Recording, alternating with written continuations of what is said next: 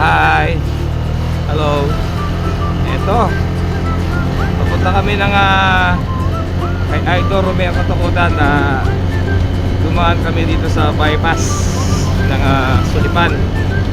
Papuntang ito yung kanan nito Baluco.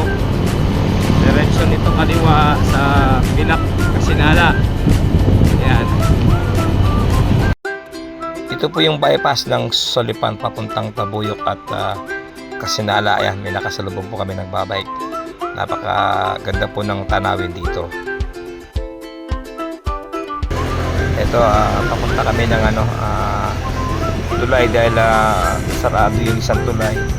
So may iba kaming tulay na dumaan papasok sa San Luis para makarating kami kay Idol Katakutan sa taas ng dike.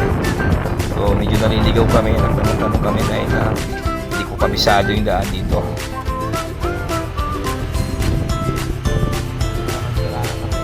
Ito na yung San Luis. So malapit na sa resort ni Idol Katakutan.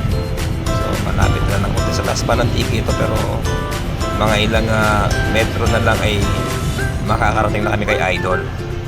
So eto na nga, ito yung gate ni Idol TikTok. Ayun, kung makikita ninyo. So bababa muna kami. So napakalinis ng resort na to. Lotgar Resort ito ni Idol Katakutan. Siguro maraming tao na sa oras na to dahil umaga kaming nakapunta. Ayan, magagaray muna namin, nakamotor lang kami.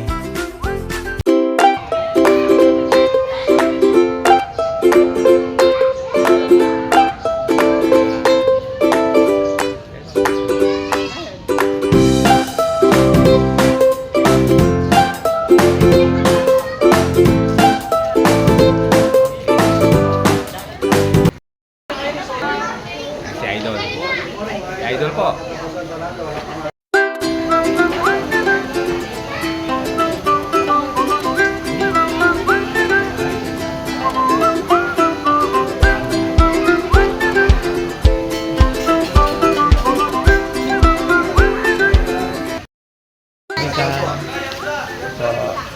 Lagi po.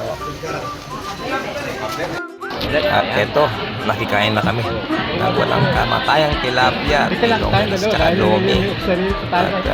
Sama tayo po. First time na kami kumain ni Mrs. Ito, pero 4 times na kami bumisita kay Idol. At eto, masarap kami sa pagkain ng tilapia tsaka longganisa. At pinasyalan kami rin ni Idol Katakutan habang kami kumakain. Kinumusta kami kung taga saan kami at okay lang kami. Ito siya, si Idol Katakutan. Ayan si Idol, ayan o. Ayan, good morning po si Idol. Sarap pong kumain. Nabusog po ako, ang daming kinain. First time pong makakain ng marami. Karoon kaya Idol, tropic, tawag kita na tropic. Salamat, okay, salamat.